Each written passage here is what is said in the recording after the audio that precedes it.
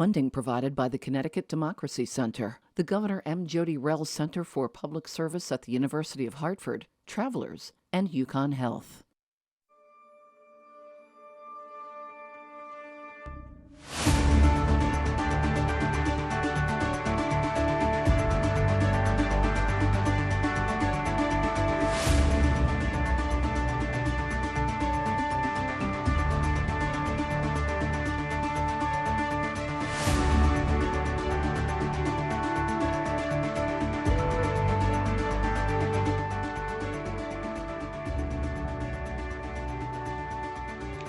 Good evening. I'm Kalila Brown-Dean, host of Disrupted on Connecticut Public.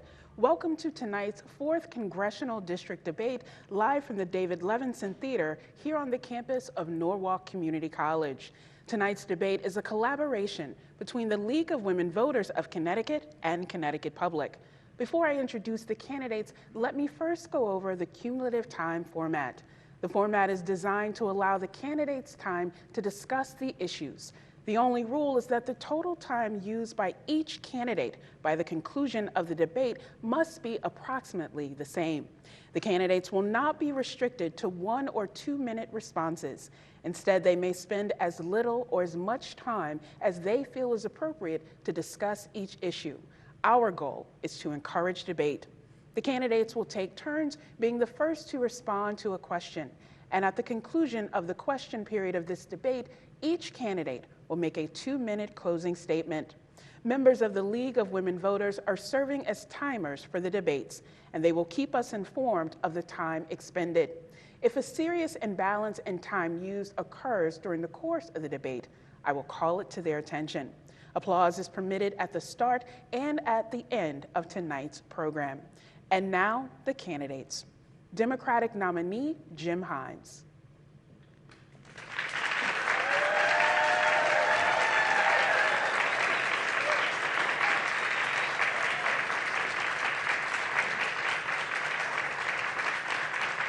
And Republican nominee, Jamie Stevenson.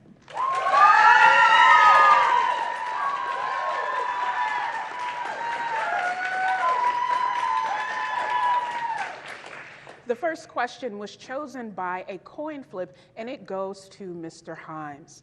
I want to start with a question that is top of mind for many voters, and that is the economy. What action should the federal government take to address inflation? Well, thank you for the question, Dr. Brown-Dean, and let me start by thanking the League of Women Voters and CT Public for sponsoring tonight's debate. The economy is top of mind, and it's a challenging and confusing moment in the economy right now because if you think about what we've been through in the last 3 years, we went through a pandemic that no one ever imagined. We lost 1.1 million Americans, 6.5 million people around the globe, and we shut down the global economy 2 years ago. That had never happened before, and over the course of the last 2.5 years, we've restarted that economy, and that restart has been challenging. That restart was assisted in this country and in other countries by a very, very substantial program of federal aid that provided Paycheck Protection Program monies to probably every small business in this area, that saved museums and theaters with the Shuttered Venue program, that provided cash to Americans who had lost their jobs, that provided unemployment insurance, and I could go on. Hopefully we're out of that, but we're not out of it from an economic standpoint. Economic growth has been strong, particularly in 2021. The unemployment rate in this country is at a record low in modern times, but Americans are struggling with inflation every single day, at the gas pump, at the grocery store. And that's a result of the fact that our supply lines are badly damaged. And we're not buying oil from Russia or from Iran or from Venezuela, so gas prices are a little higher. This hurts Americans every single day. Your question was, what are we doing about it? Right before we wound up our term in Washington, we addressed one of the biggest costs that Americans struggle with, which is healthcare costs, when for the first time in a generation, we said that Medicare would be able to negotiate drug prices with the drug companies, something that will bring down the price of drugs for our senior citizens on Medicare and for people around the country. We said that no American will pay more than $35 for a month's worth of insulin.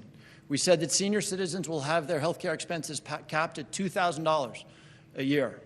We've done other things.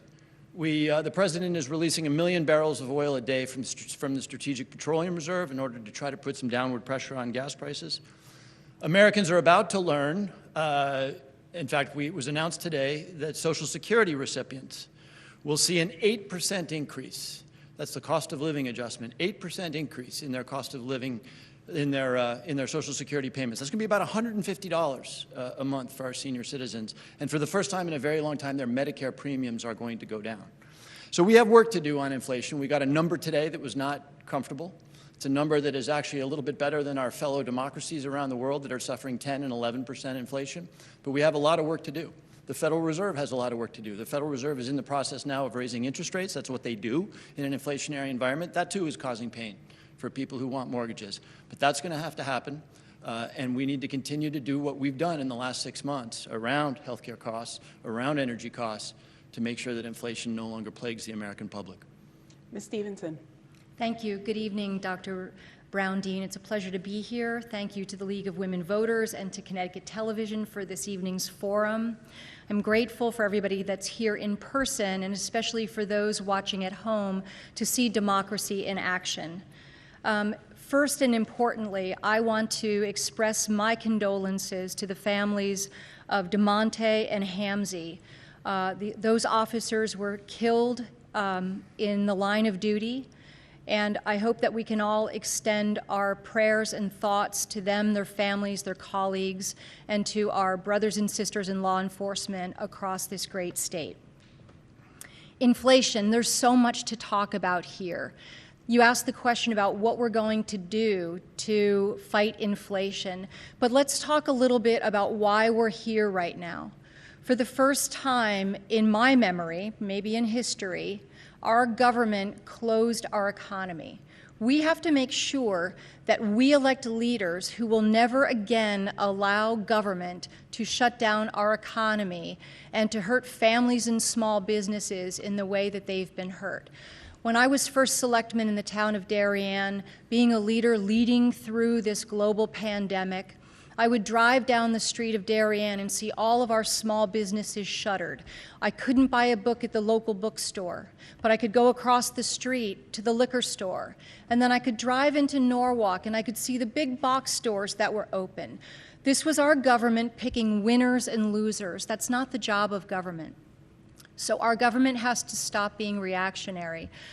It's the overspending. My opponent didn't mention the fact that we've spent trillions and trillions of dollars over the last few years in reaction to our government-induced economic shutdown, and that's what's thrown us into this inflationary condition. So first and foremost, we have to understand the way families understand how to prioritize our spending.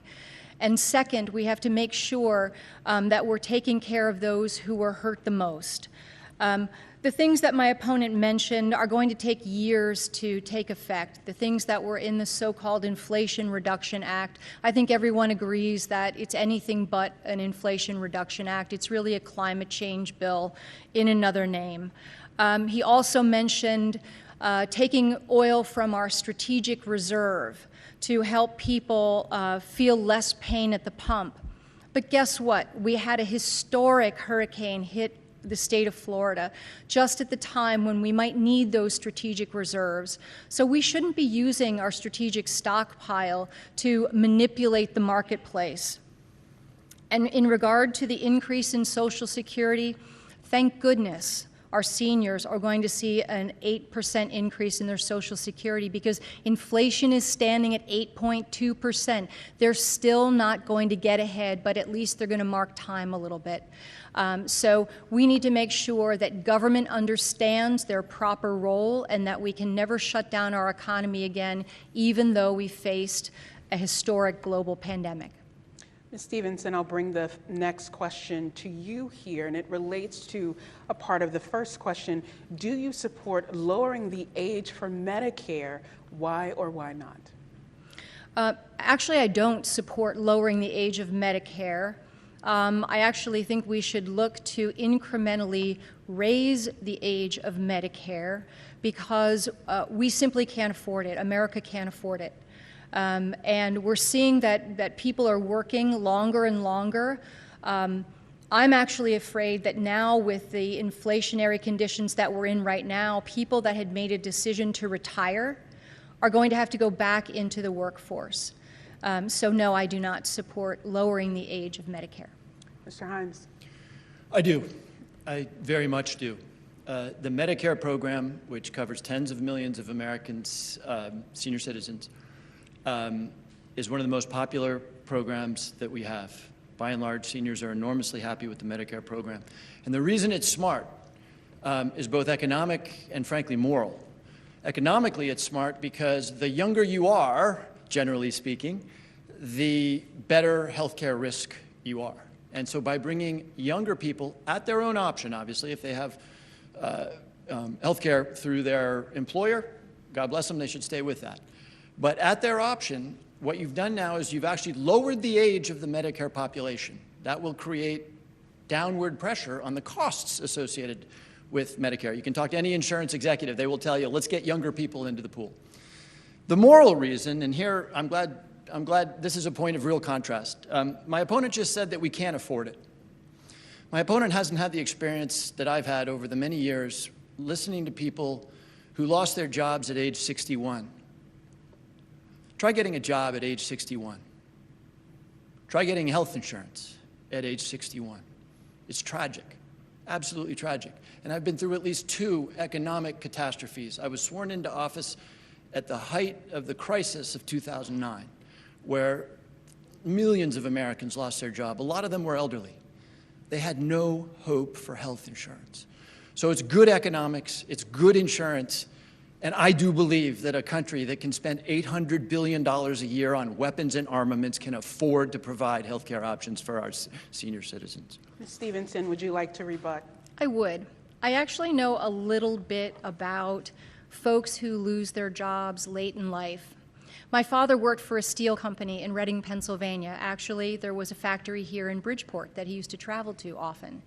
And he lost his job because America outplaced the steel manufacturing to China in the 1980s. And he lost his job 2 years before he was eligible to receive a pension. So he had no assistance. He had to make do with his Social Security. My mom had to go back to work later in her life, and it was very, very difficult. But you know, I say that to underscore the fact that I do understand a little bit about this. We should have a conversation about health care in this country, and I hope that we have a question about that this evening, because there's many other things that we need to consider. Again, we have to pick and choose, and we have to prioritize our spending the way we do in our households every day, and I don't think that America can afford lowering the age of Medicare. Thank you, Mr. Himes. I want to stay on this same topic about health care. And that question is, what should the federal government be doing to address rising health care costs in our country? It's a great question. And just to make the point very clear on the last conversation, we do need to pick and choose. And I will always pick and choose to provide health care to our elderly population, whatever it takes. So your question is a good one. And in fact, it's one that sort of inaugurated my arrival in the United States Congress. I'd never been in politics before, and the first thing practically that I got to deal with was the Affordable Care Act. Enormously controversial. We were promised by the Republican Party death panels that would send grandma off to an early grave. We were promised that costs would spiral completely out of control. And in fact, what we know now, 13 years later, is that the Affordable Care Act covered 20 million Americans. 20 million Americans who otherwise would not have health insurance. This has become deeply personal to me in the last year and a half because my wife received a breast cancer diagnosis. And there wasn't a day that didn't go by where I didn't think, thank God I've got health insurance. I couldn't imagine what it would be like to have that kind of life-threatening moment and to think that you couldn't see the best doctors, that you couldn't go to the hospital, that you couldn't be treated. And that's the position, that was the position of tens of millions of Americans. No more. So the challenge now is, how do we reduce costs? And there's a lot of innovation happening, but I'm going to go back to what I said. We've been talking about this since I've been in Congress. And we did something about it 2 months ago. Now, Mrs. Stevenson is correct. It's going to take a little bit of time to get the drug negotiations done. Medicare, which is a very big operation, needs to negotiate with some very big pharmaceutical companies who are not in the business or the habit of reducing their prices. That's not going to happen overnight. But thanks to the Democratic Congress, without a single Republican vote, it might not be tomorrow, but very soon, our senior citizens and our population in general, because other insurance companies follow Medicare's lead, are going to see lower prescription drug prices. That is a huge accomplishment. We're not done. We're not done. Again, my family has spent way too much time in a healthcare arena in the last year and a half. We need to rethink the model. Doctors and our entire healthcare system get paid a lot of money to fix you when you're broken, to deal with the disease. Nobody makes money from keeping you from getting there. So I don't know exactly what the 21st century healthcare system is going to look like, but I do know that it's going to be when we incentivize the market to keep us healthy. Medicare, which we've talked a little bit about tonight, also pays, by the way, for dialysis for any aged diabetics. It's a tragic thing if you're on dialysis because you have diabetes. And it's very, very hard on the government's budget because we pay for it through Medicare. A lot of those cases can be prevented through nutritional counseling, keeping people from getting to the point where they get that kind of diabetes. So I don't know exactly what the healthcare system looks like 10 years from now, but we've got to reorient it towards keeping us healthy and therefore keeping us less expensive, away from just paying a ton of money when things go wrong. Ms. Stevenson. Yes, thank you. The Affordable Care Act also said that you were going to be able to keep your doctor, and we know that that wasn't true. My daughter, who's 27 years old, a very healthy, young 27-year-old, pays over $6,000 a year now for her health care through the Affordable Care Act. So for many, it still remains unaffordable. But I'd like to talk about health care in a more holistic manner. We need to work on the health and wellness of this country, not from a reactive perspective, but from a prevention and wellness perspective. And we need to make sure that our medical systems and our insurance companies are providing incentives for people to be as healthy as they can be. In Connecticut alone, over 36% of our residents are either diabetic or pre-diabetic, and it costs over $4 billion a year for medical care for those people. I'm very glad that most people have the supports that they need, but many don't. So we need to start at a very young age. We need to work with our bureaucratic network, the FDA, and make sure that we revise the things like the food pyramid, which have been completely out of whack in relation to wellness science for a very long time. And we need to take a fresh, out-of-the-box approach. I believe that we should be allowed to buy health insurance across state lines. If you can go get an abortion across a state line today, you should be able to buy an insurance policy across state lines, and that would infuse the system with a lot more competition, which ultimately raises the quality of services and brings down prices. Ms. Stevenson, for the next question, let's go to an issue that you just hinted toward, and that is earlier this year, the U.S. Supreme Court removed a constitutional right to abortion. Do you believe that abortion access should be codified at the federal level or decided at the state level? Thank you very much. You know, that's a really difficult decision and one that's debated daily in the media. And whether you believe that Roe v. Wade was appropriately decided in 1973, a generation of women, including myself, have understood that we had a right that the Supreme Court reversed this summer. I am a firm believer in a woman's right to choose her health care decisions with the support of her doctors and her family. And if it should be codified at the federal level, I believe we need to have that conversation. My opponent has been in Washington for 14 years. There are at least 2 occasions with a strong Democrat majority that he had the opportunity to codify the protections of Roe versus Wade, and he chose not to. I hope that when I'm in Congress, I get to be at the table to have that conversation. As a woman, I understand how important it is that our rights are protected. Mr. Himes. There's a Yiddish word, chutzpah. It's a funny definition. Chutzpah is when a child kills his father and his mother and then goes in front of the judge and wants clemency because he's an orphan. Chutzpah is a Republican candidate attacking a Democrat for not codifying Roe v. Wade. When the Republican Party, and they make no bones about this, this is not a Democrat talk, the Republican Party has been engaged in a 2-generation, 50-year-long effort to reverse Roe v. Wade, and they succeeded. And they're not done. We were told that this is a states' rights issue. States' rights. Because that was part of your question. Is it a states' rights issue?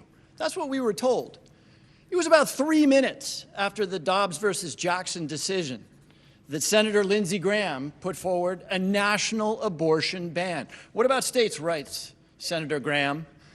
And by the way, the reason I get a little animated about this, apart from the fact that a Democrat is being attacked by a Republican over Roe v. Wade, the reason I get a little animated about it is they're not done.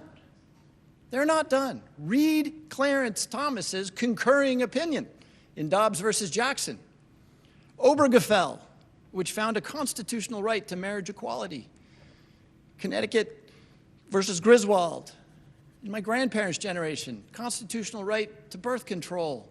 Loving, constitutional right to interracial marriage. Clarence Thomas said those are all on the table. I've never seen in my lifetime the rollback of rights like that. And you know why I haven't seen it? Because the Supreme Court, over 250 years of American history, has generally, not always, but generally been in the business of granting Americans more rights. Now they're in the business, because there was a 50-year-long effort led by people like Leonard Leo and all the right-wing think tanks to bring Roe v. Wade to an end. That succeeded, and they're not done. And look, this is not a difficult decision if what we're talking about is the government's role in this. My opponent said it's a difficult decision. Nah, for us it's not a difficult decision.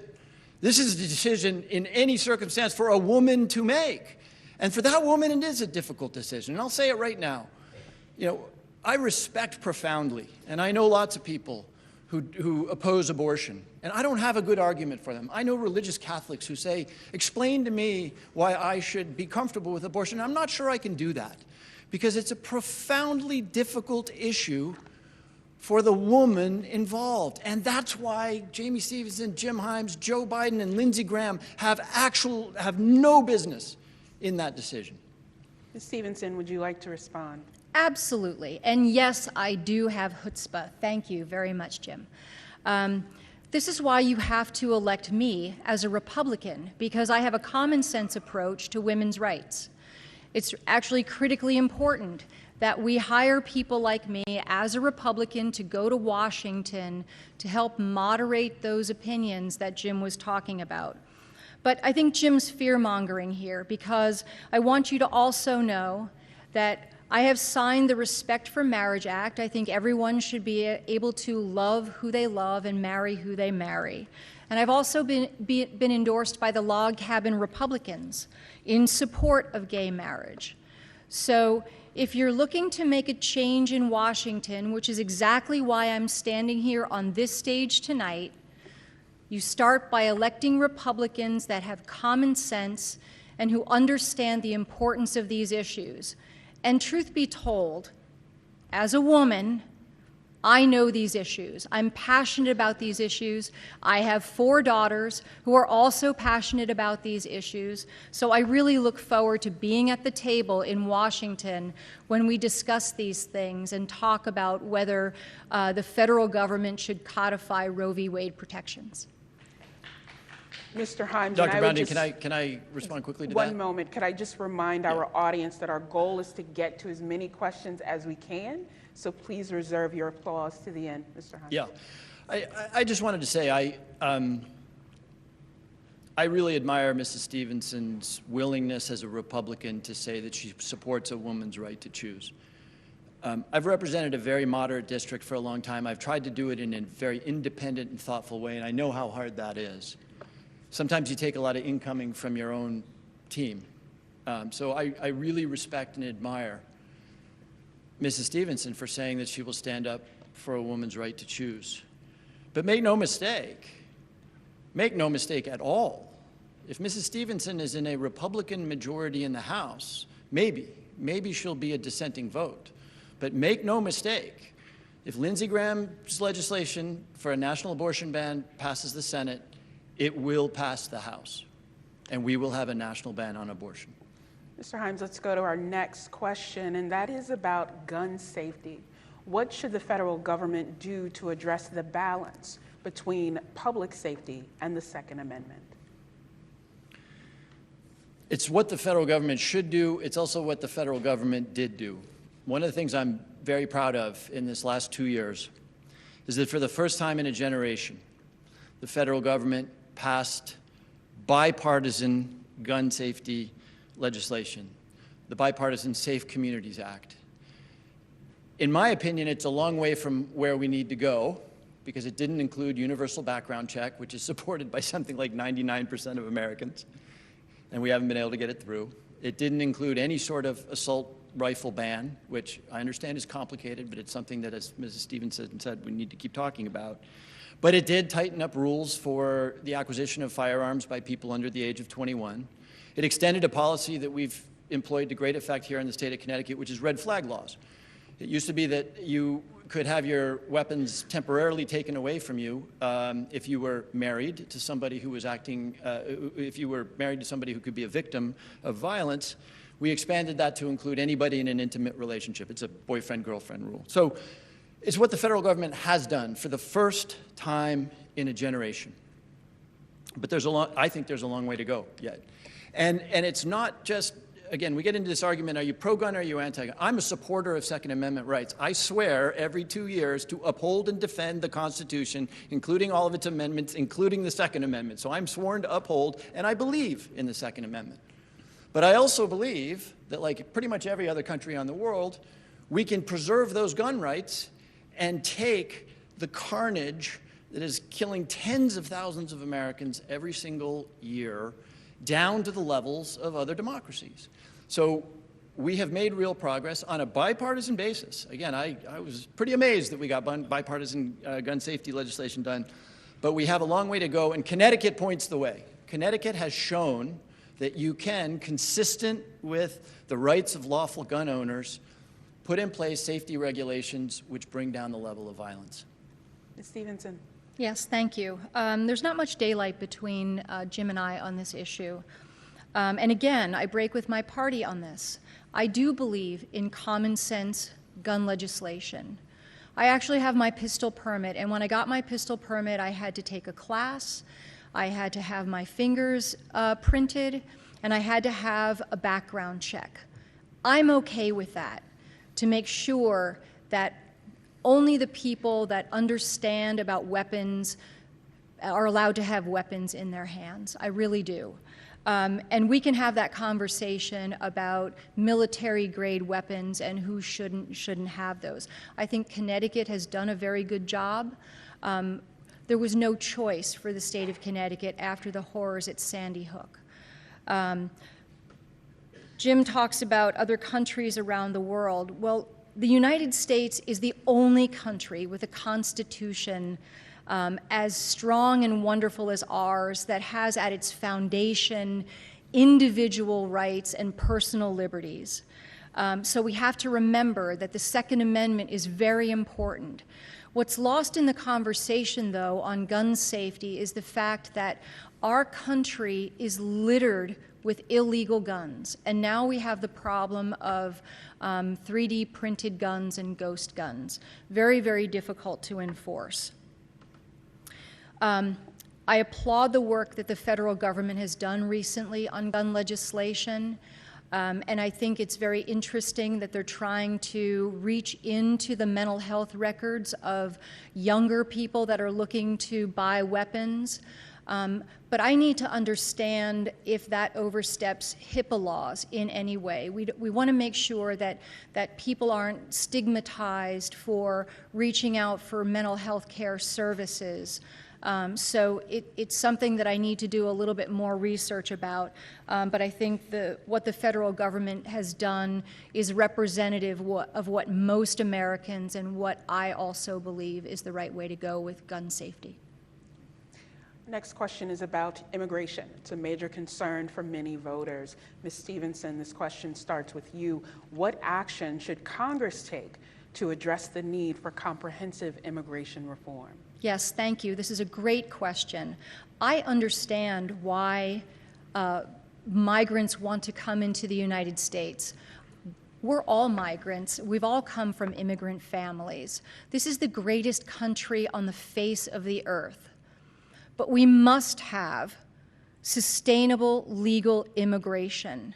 Right now, in spite of what you might read in the media, we do not have a closed border. Our borders are open. We have 4 million people that have come into this country illegally since the Biden administration began. And with those migrants are sex traffickers and enough fentanyl to kill every man, woman, and child in the United States. I don't hear my opponent and his leadership talking about these serious issues related to immigration. We need to develop a sustainable legal immigration system. I welcome migrants to come here. They will be additive to our society as they have been for generations. But right now we are in crisis mode with our border problems, and I think my opponent has been absent on that issue, so I look forward to his answer. Mr. Hines? I agree with just about everything Mrs. Stevenson said. We need secure borders. They are not as secure as they should be. If we're serious about taking this issue off the table, we'll do some other things too that I suspect Mrs. Stevenson would probably agree with me on. The reason people come here generally is because of the economic opportunities. If you can make $2 a day in Honduras, or if you're suffering brutal violence from gangs in Honduras or El Salvador, that's quite an incentive to come here. So if we're serious about this, we'll also find ways to make absolutely certain that anybody who is working in this country is entitled to do so. Because if you take away that economic incentive, you're going to take away a lot of that flow. I'm sorry we don't talk about that more, because we spend so much time on walls and other stuff that we don't talk about dealing with the underlying incentive. And if we are going to be really serious about this too, we should do something we've always done as a country, which is help our neighbors. Listen to the stories of people who are seeking refuge at the southern border. Parents so desperate that they would send their 7- and 8-year-olds through Mexico, a journey none of us would want to make because the situation at home is that bad. We should invest in safety in these countries. We should invest in development so that people don't have that brutal incentive to come here. The one area in which I'm going to disagree a little bit with Mrs. Stevenson, and it's not over the seriousness of the problem, it's just wrapping it up in illegal migration. Fentanyl is about as serious an issue as we have in this country. But, and you can look it up right now on your iPhones, fentanyl comes in, Chinese precursors, mixed in Mexico. It's a CBP, look at the CBP website. 90% of fentanyl comes in through legal ports of entry, stashed in trunks and underneath trucks and that sort of thing. So I agree with everything that Ms. Stevenson said just about, but if we're going to talk about fentanyl, let's be honest about how it's getting in and how we can help solve that problem. Ms. Stevenson, would you like to respond? Yes, just briefly. Well, the drug cartels are in charge of the border, and we need to give every support that we can to Border Patrol and the DEA so that they can actually do their jobs instead of managing the tremendous overburden of the flow of migrants into this country. I think that's part of the problem. Our DEA does a great job, but right now they're not able to actually do their jobs. And along with the flow of fentanyl into this country, we have known terrorists on the watch list that have been able to come through our borders. So our open borders pose a tremendous domestic risk to the United States. You know, I agree with Mr. Himes that the United States should be a good partner and help our partners. I absolutely believe that to be true. You know, I think that building strong relationships with South America and our Canadian partners will be very beneficial to the United States. But a country without a border is not a country. And we have to immediately solve the crisis of the open border. And no, I'm not necessarily talking about walls, but maybe I am talking about walls in the places where that makes sense and where our Border Patrol can't really get to those areas. We should not accept the humanitarian crisis of babies dying in the Rio Grande River. That's not okay to me. So I really look forward, as your next Congresswoman, to demanding that the federal government put in place sustainable legal immigration system. Again, I would just remind our audience to please hold your applause. Mr. Himes, let's move on to the topic of education. What, in your view, should the federal government be doing to help reduce the cost of higher education? It's a great question. I'm glad you're asking it right here, because we are standing in about half the answer to that question. And let me explain that. There's a lot to talk about here. As I think most of our audience will know, the federal government today helps in education in a couple of ways. Through Pell Grants, which provide $6,500 to students aspiring to secondary education who meet income limits, who are living generally in poverty, through student loans, guaranteed student loans. And that's kind of it. Our institutions of higher learning, which you're looking at a guy who's now in year 7 of paying tuition, have been raising their prices every year, 10%, are creating a huge problem. And the federal government doesn't have a lot of leverage. Maybe the government has leverage over UConn and the state university systems, but we don't have a lot of leverage over private universities. But that doesn't mean there's not something that we can do that I think is really important. It brings me back to Norwalk Community College. One of the things that I think the federal government has made a big mistake on over time has been the emphasis on 4-year college. And I think both of us had the opportunity to have a wonderful experience at a 4-year college, but the reality is that about half of Americans don't do that. And for too long, we've been obsessed almost with 4-year universities, ignoring the remarkable training that can happen in apprenticeships programs in areas like healthcare, nursing, HVAC, these skills that you can't export. Those jobs will not be lost, and those jobs get trained right here at Norwalk Community College and at Housatonic Community College in Bridgeport. One of the things I'm proudest of in my tenure as a member of Congress is I've been able to deliver millions of dollars to Housatonic's advanced manufacturing program. The advanced manufacturing program up there, they're taking high school kids and they're teaching them how to be manufacturers, which if anybody thinks that manufacturing is what it was 50 years ago, no. This is computers. This is CAD/CAM driven high-tech stuff. And at Housatonic Community College, in the middle of Bridgeport, they're taking kids from high school and they're giving them these skills, and those kids get jobs at Sikorsky, building Black Hawk helicopters, making middle-class wages. And so I think we need to focus a lot more on the community colleges, on the apprenticeship programs that give young people for whom university isn't necessarily the right thing, the ability to be firmly in the middle class, knowing that their jobs are not at risk of being exported abroad. Ms. Stevenson, to you. Thank you. Yes, I too know a little something about college tuitions. My husband and I have put 5 of our children through college, and I will agree with Mr. Himes that 4-year college is not for everybody, and we really need to allow students to understand the other opportunities that are available to them in terms of the trades and manufacturing. And a more well-diversified economy here in Connecticut, I think, will help bring that process along. And I'm grateful for the work that has been done to help students connect with high-tech manufacturing jobs. But your question was about the cost of higher education. So as I look at it, the system itself is responsible for the high cost of higher education. The federal student loan program, where the loan dollars don't actually flow into the pockets of the borrowers, they go directly to the four-year institutions. So there's no incentive for four-year institutions to keep their prices at a reasonable and affordable level for students. We saw recently, in a lead up to this midterm election, the Biden administration wanting to forgive student loans.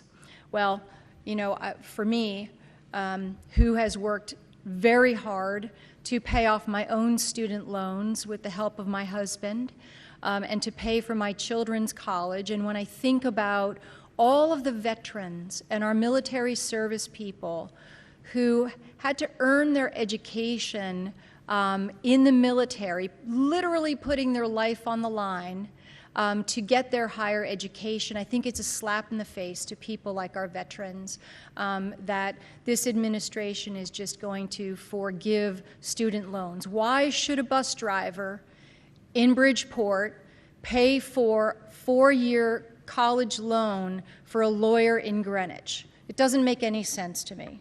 But Mr. Himes is right. We are here at Norwalk Community College, which is an amazing institution, and the relationship between Norwalk High School and Norwalk Community College and the P-TECH program, these are all really positive, innovative ways for kids to get great education, to get college credits while they're still in high school.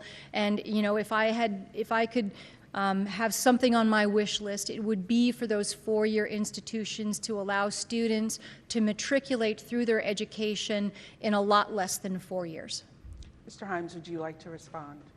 No, I think that's fine. Okay, so let's move on to our next question. As the days seem to get cooler, many people are raising questions about energy cost. And so, Ms. Stevenson, that first question goes to you. What should the federal government do to lower energy cost? They should immediately ignite the power of the fossil fuel industry here in the United States. We have all of the energy that we need right here within our own borders. I'm old enough to remember when we became energy independent, and that was a big deal. That was a proud moment for the United States because energy independence is also domestic security. So we need to unleash our oil and gas reserves so that we can help our residents pay less at the gas pump and when they're putting fuel in their oil tanks. I've talked to a number of people who've gotten staggering bills as they're just filling up their furnaces for the winter season. But I will also say that we need to do that at the same time that we are making commitments and working toward a cleaner energy future. My husband and I have never been trendy, but I will tell you that we put solar panels on our house back in 2006. And it was a great thing for us. It offsets 25% of our electricity costs. Thank goodness, because Connecticut has the highest electricity rates in the country. Unfortunately, we have right over, to our west, we have vast reserves of natural gas that we can't get from there to here because of, political posturing and the unwillingness to build pipelines to get that. So Connecticut and New England is really an energy desert. I believe in an all-of-the-above approach to solving our energy issues, and the federal government should be investing in innovative technologies, hydrogen, clean and modular nuclear. So really an all-of-the-above solution to solving the really serious energy problem we're having right now. Mr. Himes. I think the question was, it's cold outside, what can the federal government do to help people pay for their energy costs? And again, I can tell you that we are doing something. Right before I left Washington, we passed a continuing resolution to keep the budget up and running, to keep the government up and running, and we included in that $1 billion for a program called LIHEAP, LIHEAP is a program that is really important in New England because we're cold here in New England. And that is money that provides for lower income people help to make sure that they don't go cold in the wintertime. And I, once again, find myself agreeing with a lot of what Mrs. Stevenson said. I might not put climate change as an afterthought. I might actually say that while we do need all of the above energy today, and in fact we have all of the above energy today, about 40% of Connecticut's electricity is from the Millstone nuclear plant, and we get an awful lot from natural gas, and like the United States, we get, whatever, 15% or so from sustainables. Again, it's not just what we should do, it's what we did. You heard Mrs. Stevenson disparage the Inflation Reduction Act for being just a climate change bill. That's not true, because it actually, we've talked a lot about the Medicare changes, which were pretty dramatic. But okay, maybe it is just a climate change bill. For the thing that is perhaps most existential a threat to the planet in the next 50 years, I'm not sure I would characterize the bill that way, but I will tell you that that bill encapsulated the concept of all of the above. It said that for every wind generation project or photovoltaic project, there will be a natural gas or oil lease approved, 1-to-1. It had money to expand the use of modular nuclear reactors. So Millstone is this massive reactor that provides about 40%, as I said, of Connecticut space. Modular reactors could be built quickly and easily and provide power to a city. That bill contained help for the development of those things. So yes, all of the above, and I have generally supported precisely that. But make no mistake, the next time Russia invades Ukraine or there is in Iran, I don't want the rest of the world hostage to dictators that are peddling oil. And the long-run solution to that is developing clean and sustainable energy right here in the United States. Mr. Himes, for this next question, it's a little broader than the particular policy issues we've discussed thus far, and that is because there is a pervasive sense of division and hostility here in the United States. What do you propose to help bring the American people together around our common interests?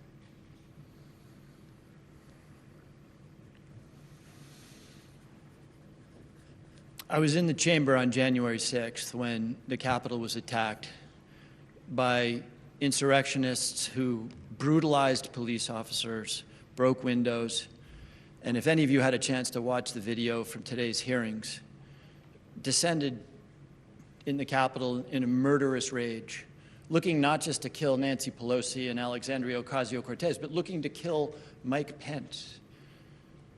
That is maybe the second most painful memory for me of this political polarization we find ourselves in.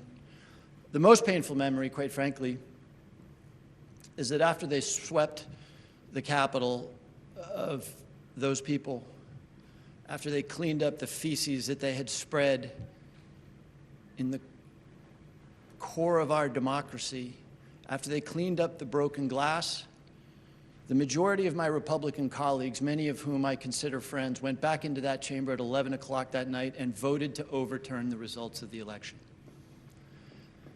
So I have two thoughts to answer your question. Number one, and I try to model this, we got to get away from this concept that if you disagree, you're a traitor, you're un-American.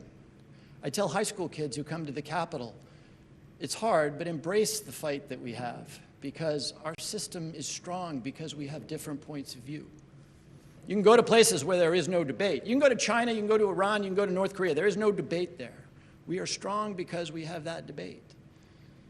But if we allow ourselves, and I can model this, and Mrs. Stevenson can model this, and I think we've actually done a reasonably good job of that tonight, but at the end of the day, it's all of you. If you wake up tomorrow morning and you're a Democrat, and you hate the fact that your daughter may marry a Republican, which is a thing now, or if you're sliding into the place where 40% of Americans live today, that maybe violence is okay, there's nothing that we can do to fix that. But democracy relies on the responsibility of its citizens. And so there's lots of other problems. Social media is a new thing. and a profound irritant. You know, social media has algorithmically figured out how to enrage us, and we've got to deal with that, and that's a hard problem. I think Mrs. Stevenson's party has some challenges here. Polls show that 60% of Republicans nationally do not believe that Joe Biden is a legitimately elected president. I've heard Mrs. Stevenson, to her great credit, say that he is. But 60% of Republicans don't believe that. That is not believing in our democracy, and that needs to change. Ms. Stevenson. Yes, thank you. January 6th was a very dark day in our country, and I don't condone anything that happened that day. I want to be on the record as saying that. Party divisiveness, though, I think what we need to do is look at the root causes of why what happened on January 6th actually happened. Half of our country is feeling disenfranchised. And so it is the responsibility of leaders like myself and Mr. Himes and all of our colleagues to role model civility. I've done that for 12 years. As Darienne's first selectman for 10 years, 12 years on the board, blessed to serve as elected by my bipartisan peers to chair our Regional Council of Governments, the state's municipal insurance agency, and vice president of CCM. It's my experience of being a bipartisan leader is exactly what we need in Washington to bring the political temperature down. And I agree with Mr. Himes that social media is tearing apart the fabric of our communities. I know we have a lot of people here tonight from my town, Darien, and I think that they will agree with me that there's a lot of people who are no longer friends within our community because of the things that people say on social media that they would not otherwise say if they were in the presence of someone. So, and truthfully, as a mom, our kids are watching. They're watching our behavior, and we need to role model civility. So, you know, it is my pledge to continue working in the way I always have, respectful, open heart, open mind, in a bipartisan way. And if I can bring that to the Congress of the United States, I will be very honored to be able to do so. Ms. Stevenson, the next question is about national security. And so what do you see as the most pressing national security issue facing the U.S., and how should the U.S. address that threat? Unfortunately, I think over the last 2 years, the world sees weakness in the United States. And I'm going to take a moment and talk about the very day that I decided to run for Congress. And that was August 26th, 2021, when I watched the incredible, very concerning way that our president decided to withdraw our troops from Afghanistan after 20 years to meet this arbitrary goal of the 20th anniversary of 9/11, a day that I know for Mr. Himes and myself and everybody here in southwestern Connecticut is a day that we will never forget. But it was on that day, on August 26th, when we watched people falling from planes, when we left American citizens and our allies behind, and 13 brave men and women lost their lives that day in a rush to leave that country against the advice of military leaders. That set off a chain reaction of events around the world showing America's weakness. It emboldened Vladimir Putin. You know, Mr. Himes sits on the Intelligence Committee. Hopefully he knew when he saw that Russia was surrounding Ukraine, getting ready to attack. It's emboldened the leader of China, making aggressions against Taiwan, and certainly has emboldened North Korea, who's now sending missiles over Japan almost every day. So what we need to do is return the United States of America to a peace through strength policy mentality. We're in a very dangerous and precarious position right now. We should never be negotiating with our foes for oil. I don't know why we're doing that at any way, because we have everything that we need here. So peace through strength is the policy that I support, and I look forward to casting my votes in that way as your next Congresswoman. Mr. Himes.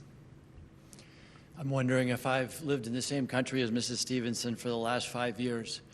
We can come back to Afghanistan, but you know what sends a signal of weakness to the world? When the President of the United States in Reykjavik stands next to Vladimir Putin and says, "I don't believe my own CIA. I believe this guy, a murderer, a despot and a dictator." And President Donald Trump said, "I don't believe the CIA, I believe Vladimir Putin." You know what sends a signal of weakness?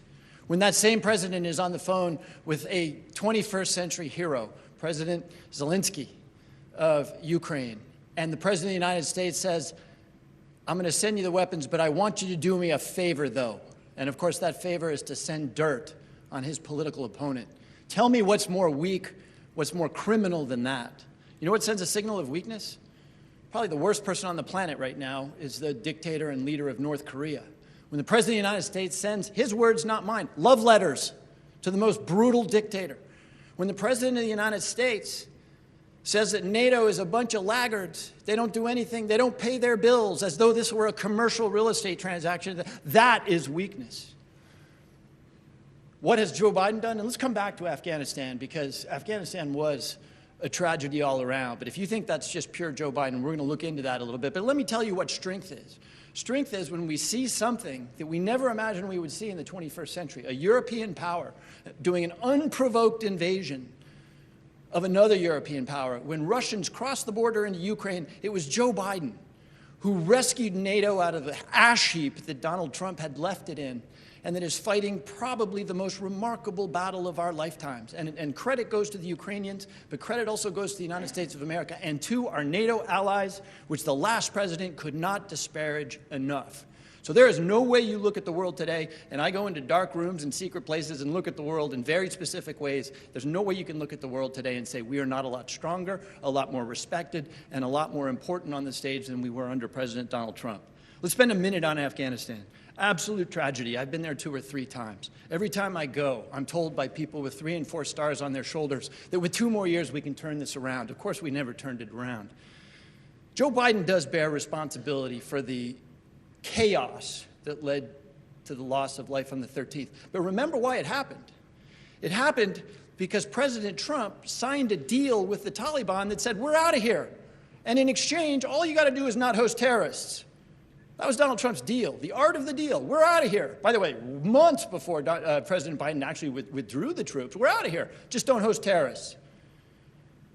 2 months ago, the United States killed probably the most notorious terrorist in the world, Zawahiri, the leader of al-Qaeda, in downtown Kabul.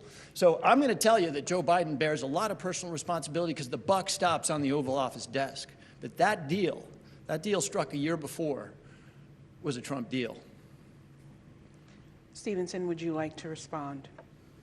I think there's a lot of what Mr. Himes said that we're going to agree to disagree with. You know, I look at that disastrous withdrawal from Afghanistan, and I can only think about the people that served in that war for 20 years, the families who lost loved ones, who are probably saying today, what was it all worth? And the fact that today, al-Qaeda and Taliban are more empowered than ever, and they have United States military equipment and communications equipment in their hands. As we go toward our last questions for the debate, I want to turn back to domestic affairs and think about transportation and infrastructure. Mr. Himes, what would you do as a member of Congress to ensure that Connecticut gets its fair share of federal infrastructure funding? Well, the first thing I would do, again, and we keep returning to this theme, is something that we already did, which is pass the biggest investment in American infrastructure since Dwight David Eisenhower built the interstate highway system in the 1950s. We heard about an infrastructure deal for 4 years. Didn't happen. We got it done. Biggest investment in our infrastructure since World War II. That's a big, big step. And this is a smart investment, by the way. Yes, it's bridges and tunnels. We're rebuilding the Walk Bridge. It's bridges and tunnels and trains and everything. It's also wiring America with broadband. We learned during COVID how important it is for every household to have access to broadband. $65 billion will be made available. In an echo of the Depression, where we decided that every American would have electricity, we've decided that every American would have access to the broadband services and the opportunity that comes with it. So what is the trick about getting it here? Doesn't hurt to have the chairwoman of the Appropriations Committee right next door in the adjoining congressional district. But these funds are, by and large, distributed formulaically. That means that they get distributed by population. Otherwise, they are competition grants. And I'm really happy to say that we've been able to deliver on an awful lot of that stuff. I made reference to the Walk Bridge. We rebuilt. We're here in Norwalk. Take a walk, by the way, because now you can do it. Take a walk through Washington Village. Used to be one of the most dangerous neighborhoods in Norwalk. Now it's beautiful. Mixed income, mixed use retail. It's a beautiful neighborhood that we were able to rebuild with federal funds. So a big part, maybe the big part of my job, because transportation infrastructure is so critical to this part of Connecticut, is making sure that we get the resources that we need to keep the economic lifeblood of our region flowing. Ms. Stevenson. Yes, thank you.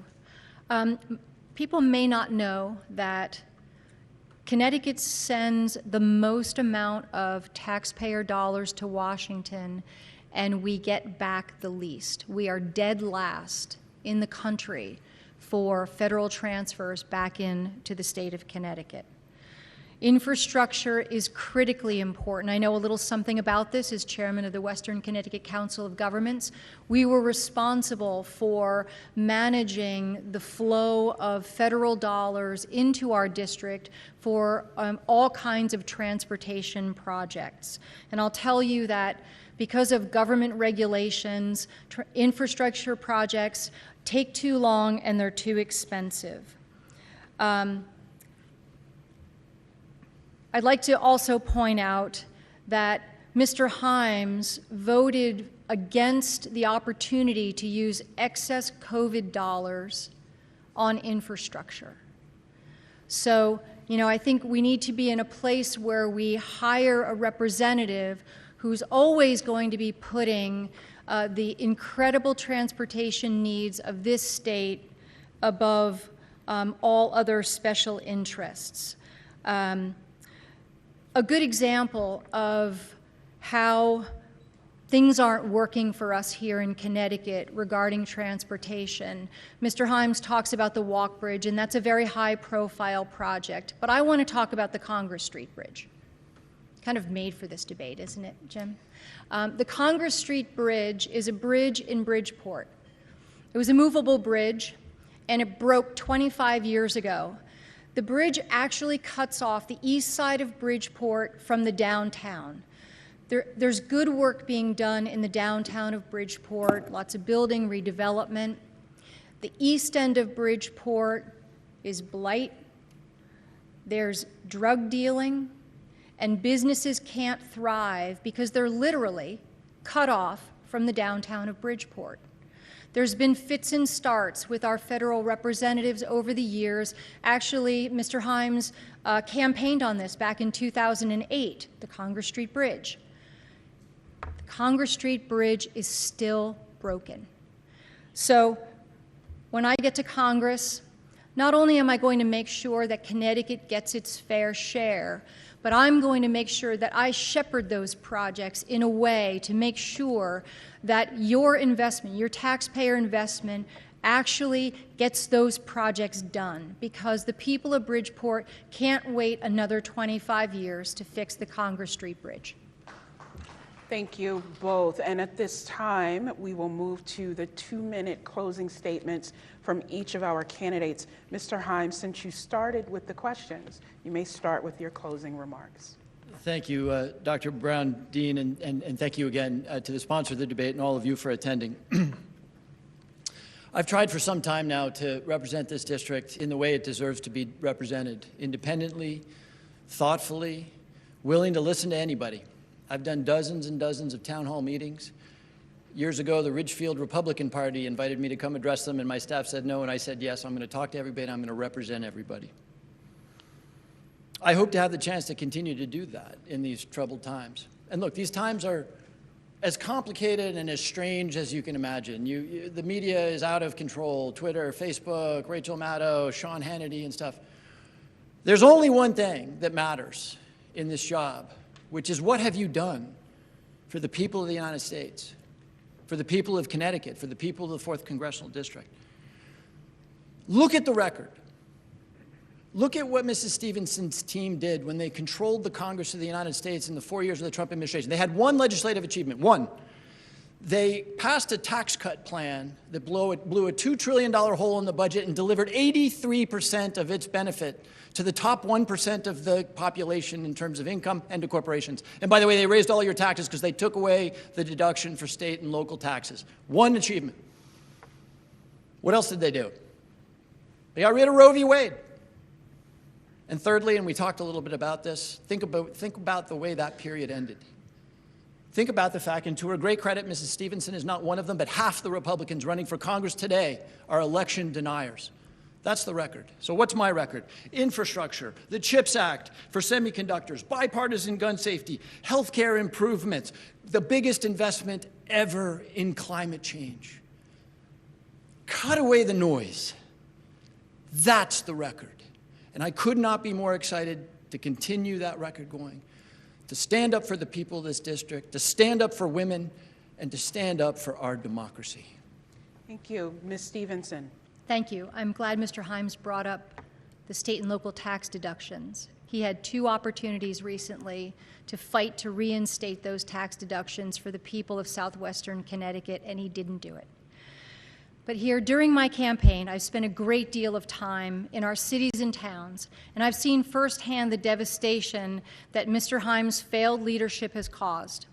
While Jim's been focused on doing the bidding of his party leaders, our bridges and roads have been neglected. Public housing for the elderly and disabled is in disrepair. Residents are often even held hostage in their apartments because of broken elevators at the Stratfield House in Bridgeport. And I've talked to the homeless individuals who gather every weekend under the John Street Bridge just to get a hot meal from caring volunteers. Connecticut is dead last in getting our taxpayers back from Washington. In fact, we were the lowest recipient of COVID relief funding in the country. Jim has squandered his 14 years in office and lost his ability to work with anyone who doesn't agree with him. Just look at his Twitter feed. His votes have resulted in out-of-control inflation, rising crime, fentanyl deaths, and energy dependence on our enemies. During my 10 years as Darien's first selectman, through hurricanes, floods, and a global pandemic, Jim Himes never once reached out to me to see if we were okay. Not once. It's time for real change. I'm a leader who understands how the economy works and will focus on bringing good-paying jobs and more of your hard-earned money back here. Receiving the independent party nomination reflects my record of working across the aisle and my willingness to stand up to my party when you need me to. It's time to elect a Congresswoman who will be a champion for our children, our families, and our small businesses. I'll prioritize great education, the health of our children, safe streets, and a strong and secure nation. As a woman and a mother, I actually know what a woman is and why it's so important to protect women's rights in the doctor's office, the locker room, and the boardroom. Positive change will never happen by electing the same person and expecting a different result. Ms. Stevenson, if I could interrupt, because Yes. we're now over time, and I want to be fair and ensure that each of you have gotten it. Thank you both.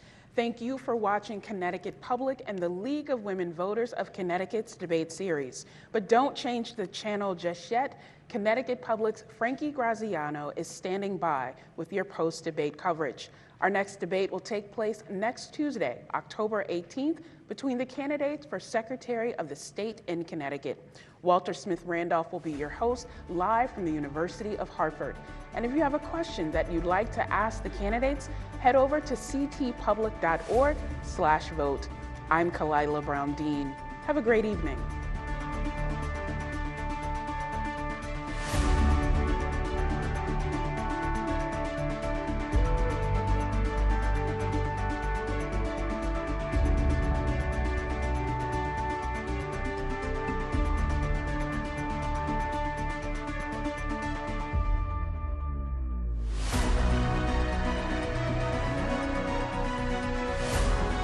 Inside the David Levinson Theater in Norwalk, Connecticut, the site of the 4th Congressional District debate between the incumbent Democrat Jim Himes and the Republican candidate Jamie Stevenson. For Connecticut Public, I'm Frankie Graziano.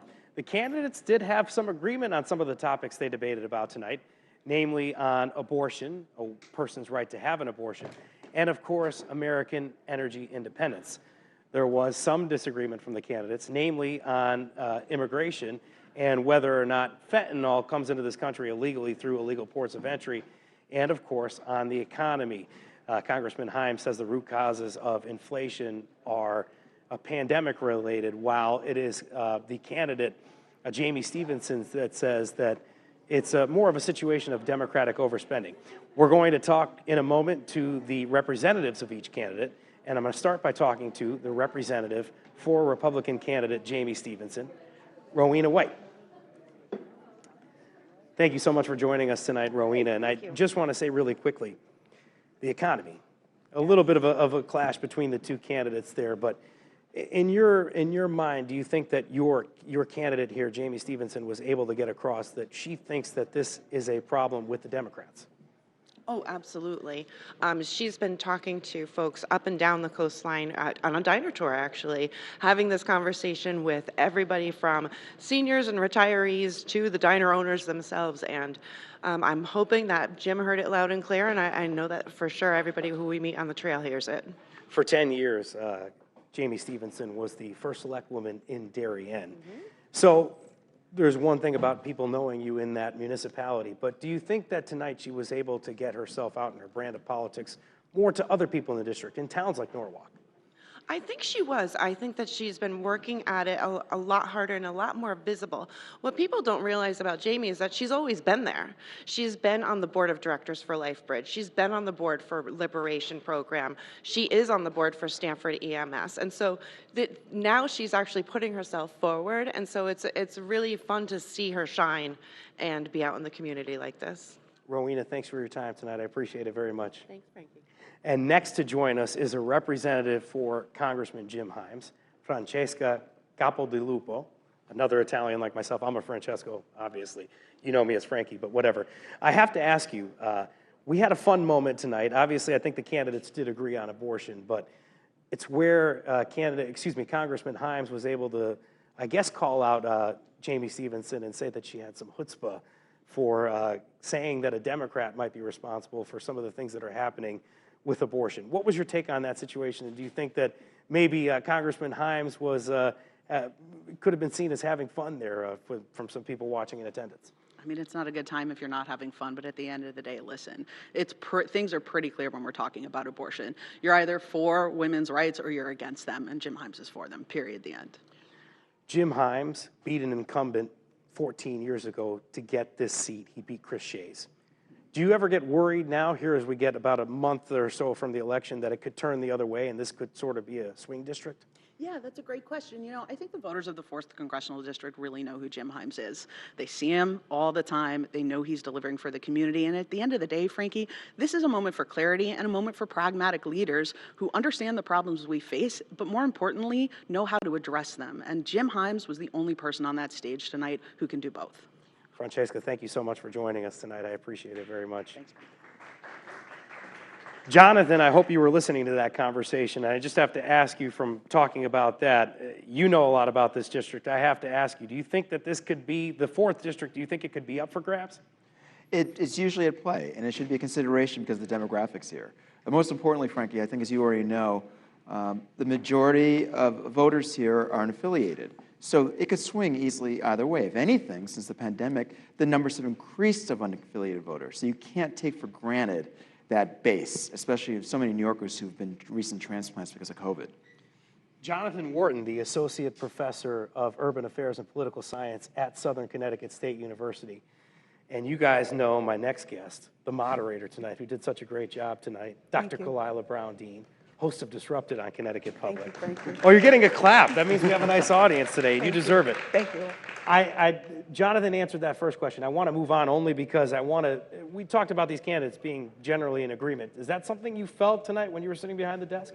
You know what I felt, Frankie, was that these two candidates modeled what we need to see more of in this country, and that is civility, that we can disagree, but at the end of the day, if we spend so much time on one-liners and jabs, we do a disservice to the people of this state and of this country. And so there wasn't a lot of room between them on some of the key issues, but it's also clear about what either candidate will have to do when they have to align with their party in Congress. That's the key thing to watch between the two. Abortion and a person's right to reproductive rights is such a serious issue. And you see me laughing about it a second ago with Francesca, but it was such a moment in this debate where they're generally in agreement on something, and you have Jim Himes being sort of incredulous at that time that Jamie Stevenson was asking whether or not it was the Democrats' fault for not being able to codify Roe versus Wade. So when you're sitting there and hearing that, Kalila, what was your reaction, I guess, to that general statement? And do you think, I guess, Congressman Himes reacted well enough to what Jamie Stevenson had said there? You know, I think at the core of this, Frankie, is whether we talk about Democrats or Republicans, what's really key here is this issue of federalism. Will this be an issue that goes back to the federal government, goes back to the Supreme Court, or will we decide on a state-by-state basis?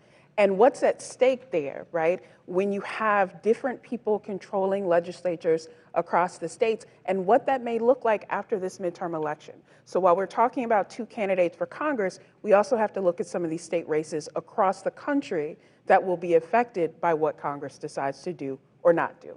Jonathan, in Connecticut, you're hearing that a lot of the Republican candidates here, especially for federal office, are supportive of abortion, but Jamie Stevenson goes a little bit further, right? She calls herself, I guess from looking at her website, I don't know if she wrote this or somebody else did, but she calls herself a social liberal. So do you think she was able to show voters in this district that she is certainly supportive of abortion and pretty much goes all the way out? No, she made that known, and that shouldn't be surprising. She's had a record of this for years. She's been pronounced about this even, and people forget she was lieutenant governor candidate too 4 years ago. So she made voters aware of this early on. It's really nothing surprising.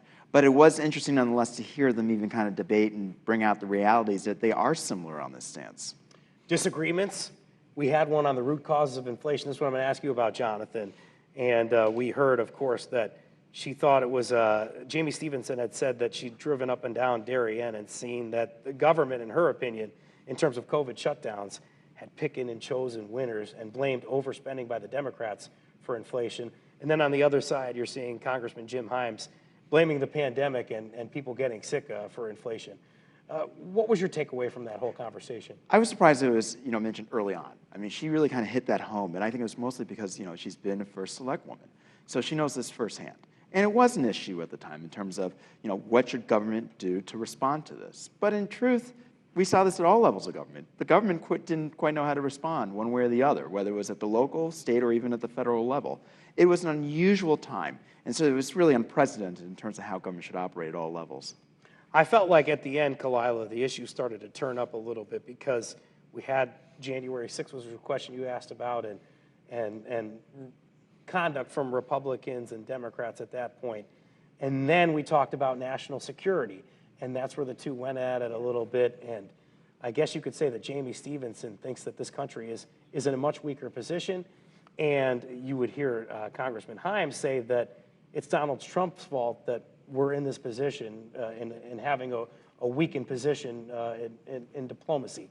What was your takeaway when you were watching that whole Yeah, I think what I took away is that the United States is vulnerable but the disagreement is about the source of that vulnerability. There's some people who would say they're domestic threats to our safety and to our security, and others who see that as external. And I think that what we've seen over the last really 20 years in this country is that it can't be an either or. And I would have liked to hear more from the candidates about those external and internal threats and what we do collectively. And I got to ask you a follow-up here, because I feel like a national security, more of like a cybersecurity too, is Jim Himes' wheelhouse. Do you think he showed and performed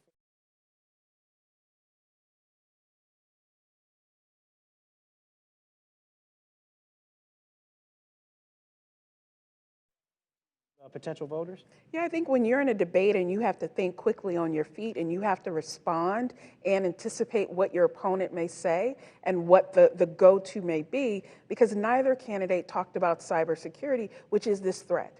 That we don't have to even think about hand-to-hand combat anymore, because someone with a Wi-Fi connection and a computer can shut down local governments, hijack people's bank accounts, and make all of us vulnerable. And so my hope, again, is that as voters, but also as candidates and leaders, we stop thinking about these things in siloed positions and think together and think collectively, what do we do to prepare for the next pandemic, for the next threat, and the next challenge? We know it's coming. the next disruption? We know the next disruption, Wednesdays and Sundays at 2. Just saying, we know it's coming. But what do we learn from what we've been through so that we can get through these things on the other end? I know why people listen and watch Disrupted, because I just feel it when you feel so powerful about this issue and the next disruption coming, really, and that comes across here on the stage. At the end, we heard about transportation. Jonathan's jabbing me a little bit because he's like, this is what you want to hear about. Exactly. No, we had a debate the other night where we had John Larson and Dr. Larry Laser, their candidates in the 1st District, talking about transportation. And John Larson said something about how 91 and 84 were the greatest chokehold in New England. And I'm sitting there thinking, like, have you ever driven on Route 7 or 95 down here? Or the Merritt Parkway. Merritt Parkway, like right where they meet, right about here in Darien, right? So transportation is so important in this district, right, Jonathan? I would imagine that's something that the people in this audience care about a lot. Not to mention, I know what a Norwalk's of public transit, right? There's always concerns here in this district, and God knows I know too well because I used to work for Congressman Shea's office, and it was an ongoing issue about what to do about Metro North. It still is. And even its various lines that extend beyond the main line of the New Haven line.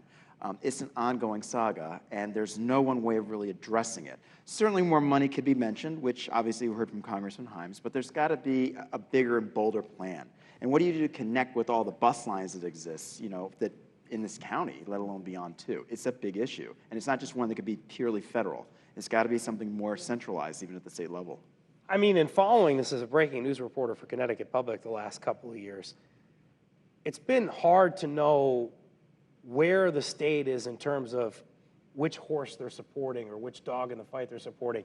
At first, it was basically tolls, essentially, and a 30-30 plan, and then it was CT 2030, and now it's this time for CT thing where I guess it's a bit more reasonable, where they're saying we can try to cut it down to 30 minutes from New Haven to Stanford, 30 minutes Stanford to Grand Central, 30 minutes Stanford to Grand Central, and of course, New Haven to Stanford, 30 minutes, right? So that's the more reasonable plan, I guess, but did you hear a plan out of the candidates tonight? Did you hear anything on transportation that you could latch onto that maybe could get us out of this transportation mess we're in? This is the transportation hub here, I would say. I think whoever figures that out, frankly, won't just win elected office, but could probably get a MacArthur Genius Grant, because it is a challenge. They were handing them out. Wonderful.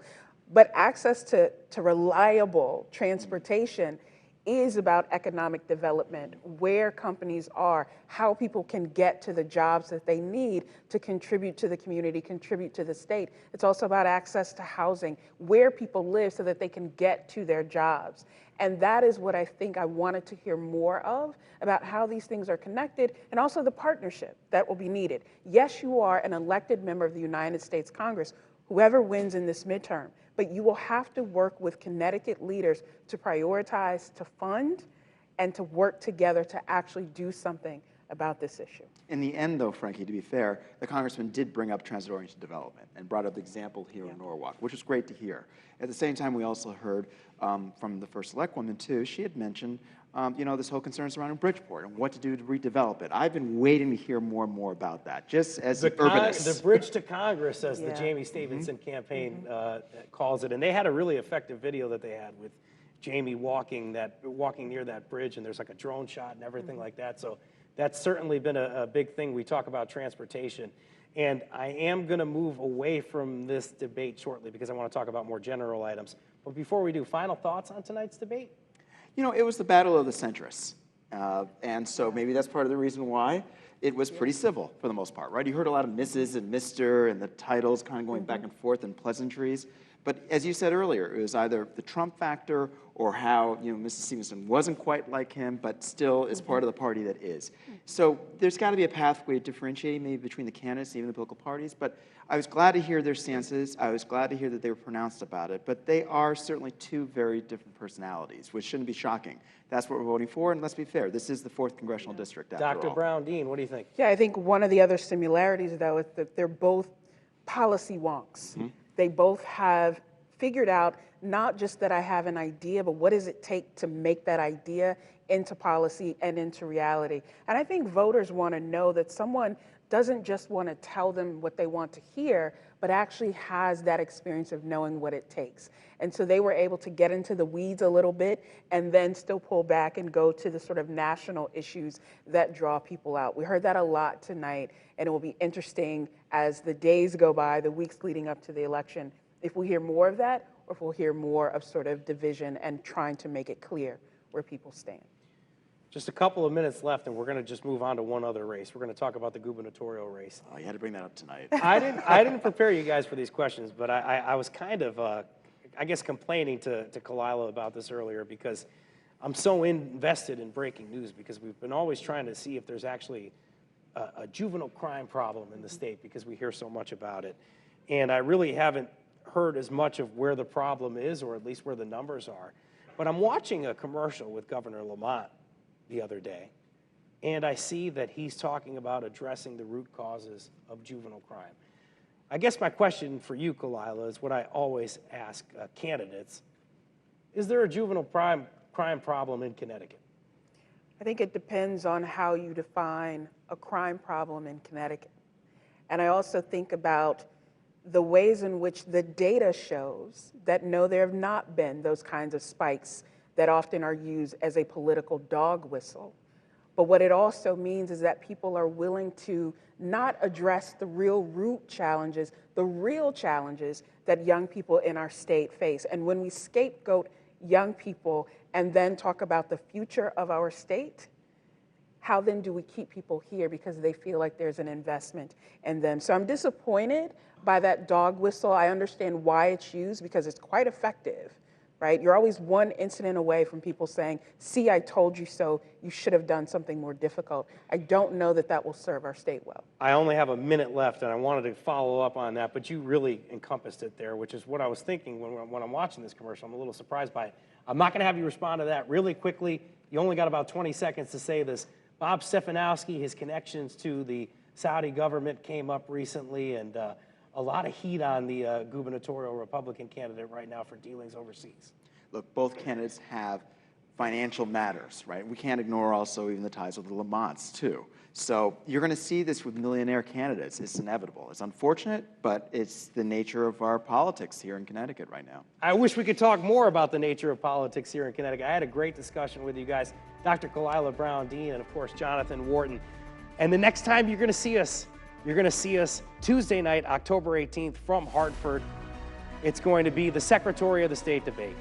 Thank you guys so much for joining us. I'm Frankie Graziano for Connecticut Public. Good night.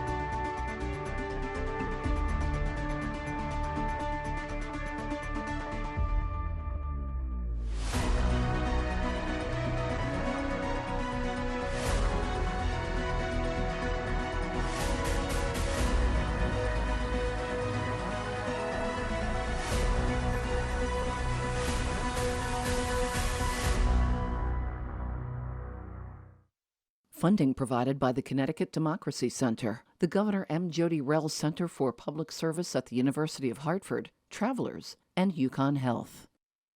Possibility is the innovative stroke research that saved Ivan's life, just in time for Anita to find her way into it. Possibility is Uma saying goodbye to her daughter at college because we didn't let a brain tumor keep her from saying hello. UConn Health is where possibility comes to life, where compassion meets medical prowess, education, and research. With a community of care like this, possibility is what we make it. UConn Health, the power of possible. Starting fall 2023, Connecticut will enter a new era in post-secondary education. With the launch of Connecticut State Community College, students will have the opportunity for a new educational experience delivered by the best community college system in the nation. CT State is a new way to educate Connecticut's residents. With hundreds of majors delivered on 12 campuses and online, CT State will not only meet Connecticut's workforce needs, but provide students with the career and life goal choices they need to be successful. We are CT State.